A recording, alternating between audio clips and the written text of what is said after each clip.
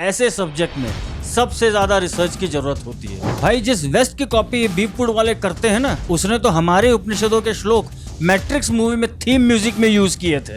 Briefs बोलो तो बनियान, वो भी भगवे कलर की। कोई दुश्मनी है क्या प्रभास से, या फिर प्रभु श्री राम से है?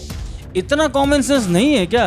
रावण क्या वाइकिंग था, या ड्रैकुला था, या व्हाइट वॉकर था? प्रभु श्री राम तो छोड़ ही दो, पहले रावण ही बना लो ढंग से। थोड़ी और मेहनत कर लेते। इतने बड़े सब्जेक्ट पर इतनी जल्दबाजी में फिल्म का टीजर लाने की क्या जरूरत थी? इस फिल्म में रावण की लंका भले ही लंका ना लग रही हो, मगर पब्लिक इस मूवी के बाद आपकी लंका जरूर लगा देगी।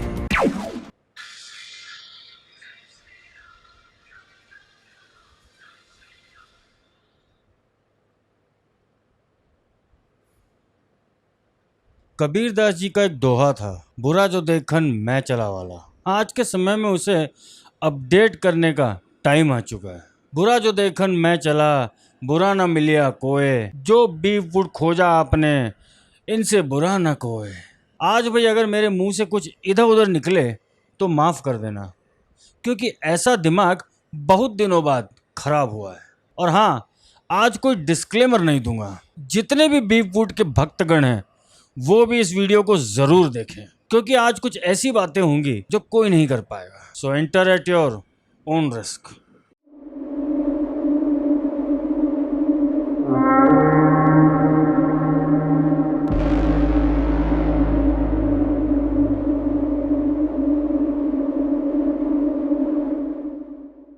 नमस्कार मित्रों, मैं सौरभ और आप देख रहे हैं भारतवर्ष। आप लोग पीछे लगी पेंटिंग से थोड़ा सरप्राइज हो गए होंगे। चिंता मत करिए, इसका जवाब आपको वीडियो में आगे मिल ही जाएगा। So the most awaited film आदि पुरुष का टीजर कल शाम को रिलीज हो ही गया। 1 मिनट 46 सेकंड के इस टीजर के बाद मुझे तो यही लगा कि इस फिल्म का ट्रेलर नहीं भी आएगा तो भी चलेगा, क्योंकि जो प्रैंक पब्लिक के साथ इस टीजर में हुआ है वो अभी तक का सबसे बड़ा प्रैंक है। कत्तई जहर है, कत्तई। चलो प्रभास से शुरू करते हैं। शुरू के अंडर वाटर सीन के बाद से प्रभास का लुक देखिए। ऐसा नहीं लग रहा आपको कि कुछ मिसिंग है? कुछ नहीं, बहुत कुछ मिसिंग है। अब मैं यहाँ एक बात क्लियर कर दूं कि मुझे पर्सनली मुस्टैच से कोई प्रॉब्लम नहीं है, भाई मेरी खुद की भी है। हम लोग RRR में रामचरण का लुक देख चुके हैं और वो उस लुक में इससे कहीं ज्यादा कनेक्ट कर गए थे। कारण RAW बोले तो रॉ लुक, वो मिसिंग था। प्रभु श्री राम वनवास पर हैं, उनके पहनावे में अनइवननेस होनी चाहिए। उनके बाल ऐसे कंघी किए हुए नहीं होने चाहिए, मस्त शैम्पू वैम्पू करके, तेल चिपड़ के, ये वाला नहीं।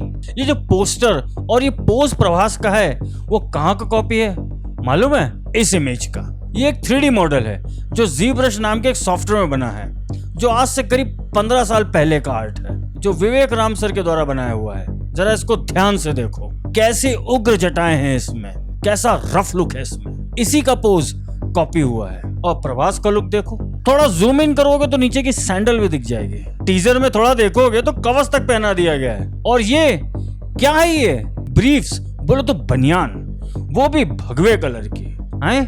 कत्तई जहर है, कत्तई। क्या सोचकर बनाए थे? सरदार खुश होगा, शाबाशी देगा। अबे इससे अच्छा तो आजकल सोनी टीवी पर आने वाले सीरियल्स में प्रभु श्री राम को दिखा देते हैं। कोई दुश्मनी है क्या प्रभास से, या फिर प्रभु श्री राम से है? इतना कॉमन सेंस नहीं है क्या? ये वाला आर्ट तो कोई नहीं भूलेगा प्रभु श्री राम का। क्या इससे भी रेफरेंस नहीं ले सकते थे? भाई कल भी, आज भी और आने वाले कल भी प्रभु श्री राम की जो इमेज पब्लिक के मन में है ना, वो इस वीडियो में लोग पहले ही देख चुके हैं। कैसे एक महिला ने अरुण गोविल जी के पांव छुए थे और वही गमछा लेकर अपने बीमार पति के पास हॉस्पिटल में गई थी। ये लेवल है श्रद्धा का। बेटा इस पाप की सजा गरुड़ पुराण में अलग से दी हुई है। कृति सेनन माँ सीता के रोल में जितनी भी दिखी है, कृति सेनन ही लगी है। इसकी तो बात ही नहीं करना है। प्रभु लक्ष्मण, ये सोनू के टीटू के सीटू वाला ये हीरो, ये इसका नाम तक मेरे को याद नहीं है। इसको लियो। महाराज प्रभु लक्ष्मण शेषनाग का अवतार थे। एग्रेशन उनका सिग्नेचर स्वभाव था। ये लुल्लू कहाँ से एग्रेशन को मैच कर लेगा? क्या कास्टिंग की है। कत्तई जहर है, कत्तई। हनुमान जी का रोल आपने जिस एक्टर को दिया है वो सिर्फ अपनी बॉडी के अलावा क्या लेकर आया है इस रोल में? पर्सनैलिटी नाम की कुछ चीज होती है कि नहीं? कि सिर्फ बॉडी बनाने से पर्सनालिटी हो जाती है। स्वर्गीय दारा सिंह के बाद सचमुच अकाल पड़ गया है ऐसी पर्सनालिटी का। और द मोस्ट फुटेज खाने वाले वाव की बात तो होनी ही है। यार एक बात बताओ, रावण क्या वाइकिंग था या ड्रैकुला था या व्हाइट वॉकर था? इस रावण को देखकर तो यही लगता है कि भाई ये तीनों का हाइब्रिड था। मेरे बाप रावण भले ही असुर था मगर वो एक ऋषि का पुत्र भी था, परम ज्ञानी था, वीणा का इन्वेंटर था, he was a musician also. Shiv Tandav Stotra उसी ने कंपोज किया था। राजनीति, अर्थशास्त्र, शस्त्र नीति, धर्म, सबका ज्ञान रावण को था। वो हार्दिक पांड्या जैसे साइड की कलम लेकर पैदा नहीं हुआ था। और ये चमगादड़ कहां से आ गया बे? पुष्पक विमान दिखाने में बजट बढ़ गया था क्या? और ये लंका क्या ये? लंका रावण ने नहीं, उसके सौतेले बड़े भाई कुबेर ने बनाई थी। सोने की थी वो लंका जिस पर बड़े बड़े देवताओं का मन आ जाता था। उसका डिजाइन ऐसा, भाई कोई रिसर्च करते हो कि नहीं कि बस मूवी बनानी थी तो बना दी? इसका डिजाइन पक्का लॉर्ड ऑफ द रिंग से कॉपीड है। वही स्ट्रेट एंगुलर टावर्स दिखाए हैं। और भाई एक बात बताओ, ये रावण को हर जगह नीलामय क्यों दिखाया है? इसकी ड्रेस भी नीली, इसका कवच भी नीला, इसकी आंख भी नीली। क्या मतलब नील का कोई एडवर्टाइजमेंट चल रहा है क्या? ये किसी ट्राइब का लीडर है क्या? एक सेकंड, ये देखो, ये स्टाइल है एज़टेक ट्राइब का, मतलब इस स्टाइल का कॉपी है। ये आर्ट किसी और ने नहीं, आपके इस मित्र ने बनाया है। यही काम था मेरा यहाँ आने से पहले, मेरा मतलब है YouTube पे आने से पहले। मैं इंजीनियर भी हूँ और सीनियर गेम आर्टिस्ट भी हूँ। जो 3D का काम इस मूवी में हुआ है वो कहीं से लेकर कहीं तक नहीं लग रहा है कि ये फिल्म 500 करोड़ बजट वाली है। भैया इतने में तो आग लगा देते हैं यहाँ के आर्टिस्ट। ना तो वानर सेना का कोई लुक समझ आ रहा है, कुछ जगह आपने एप्स दिखा दिए, कुछ जगह गुरिल्ला, और हनुमान को जब 3D किया तो जैसा उस एक्टर की फिजिक है वैसा बिल्डअप, वैसे एनाटॉमी आप 3D लुक में दिखा नहीं पा रहे हैं। मतलब ये डिपार्टमेंट भी आप पेल दिए। मैंने पीछे जो पेंटिंग लगाई है ना, वो आज से 22 साल पहले बनाई थी, जब मैं 10वीं कक्षा में था, सन 2000 में। मैं उस समय 15 साल का था। उस समय भी मैंने कवच, कुंडल, मुकुट, इन सब पर इतना तो अपनी उम्र के हिसाब से काम किया था कि मुझे आज अपनी बचपन की पेंटिंग इस टीजर में दिखाए आर्ट से बेटर लग रही है। ये आज से 12 साल पहले मैंने अपनी एक कहानी के कैरेक्टर्स बनाए थे।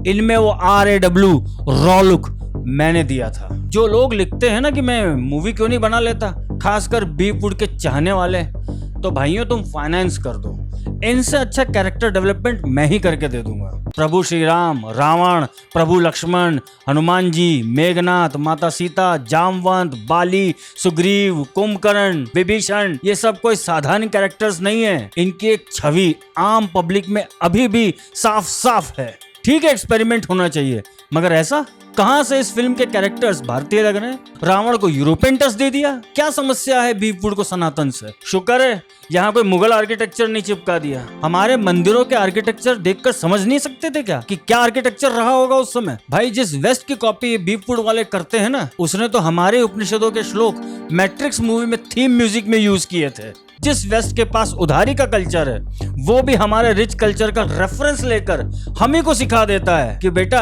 ये होता है प्रेजेंटेशन। अब कोई भूतिया ये बकचोदी वाला आर्गुमेंट नहीं देगा कमेंट सेक्शन में कि उनका बजट तो इतना होता है। बाहुबली और RRR में हम देख ही चुके हैं कि कम बजट के बावजूद भी हम क्या दिखा सकते हैं। तुम्बाड़, द कश्मीर फाइल, कार्तिकेय 2, क्या है?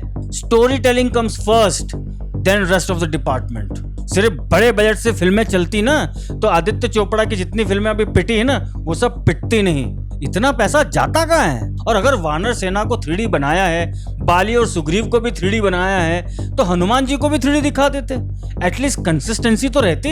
ये कॉन्सेप्ट आर्ट आदि पुरुष के अनाउंसमेंट के समय का है, जो उस समय इंटरनेट पे आ गया था। इसमें ही देख लो प्रभास का लुक कितना मैच कर गया था प्रभु श्री राम से। तो फिर इस टीजर के समय इतने चेंजेस क्यों? या फिर ये चेंजेस किसी ने करवाए हैं? क्योंकि जो डायरेक्टर तानाजी में मराठा, राजपूत और मुगल का आर्ट अच्छे से दिखा गया, उसे क्या इतना भी सेंस नहीं आया कि वो क्या बना रहा है? ओम राउत साहब, उंगली आप पर ही उठेगी। और क्या मजबूरी थी जो इस वाव को ले लिया? राणा दुग्गबत्ती या अजय देवगन इस रोल के लिए परफेक्ट चॉइस थे।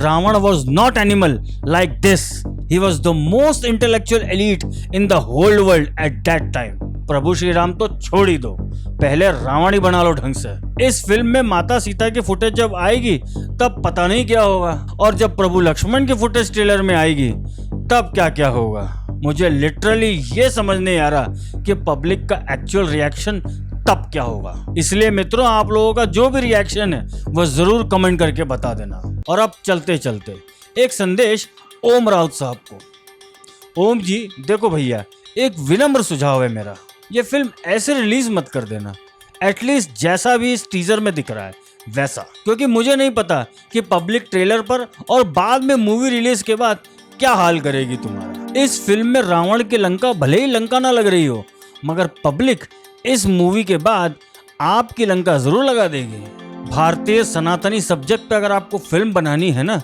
तो आप एटलीस्ट उसको स्टडी तो करो, तब जाकर इतनी बड़ी सब्जेक्ट की फिल्म बनाओ। इस देश में इतने अच्छे कॉन्सेप्ट आर्टिस्ट हैं, ना जाने कितने अच्छे आर्टिस्ट हैं, मगर आप ये काम कर रहे हैं और बाद में गाली वीएफएक्स टीम को खानी पड़ती है। मैं खुद आर्टिस्ट हूँ, इसलिए जानता हूँ, क्योंकि आम पब्लिक को इससे कोई फर्क ही नहीं पड़ता कि कोई आर्टिस्ट कितनी मेहनत करता है।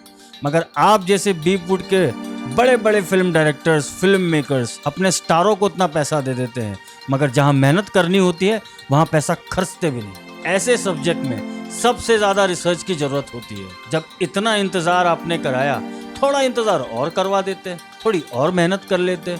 इतने बड़े सब्जेक्ट पर इतनी जल्दबाजी में फिल्म का टीजर लाने की क्या ज़रूरत थी? इस सवाल का जवाब आपको तो देना ही पड़ेगा। सचमुच राजामौली एक ही है। अगर आप भी आदि पुरुष को वापस से एसएस राजामौली से बनवाना चाहते हो तो इस वीडियो को लाइक, कमेंट, शेयर और चैनल को सब्सक्राइब अवश्य करिए, क्योंकि इस नए भारत के भाग्य विधाता हम हैं। धन्यवाद।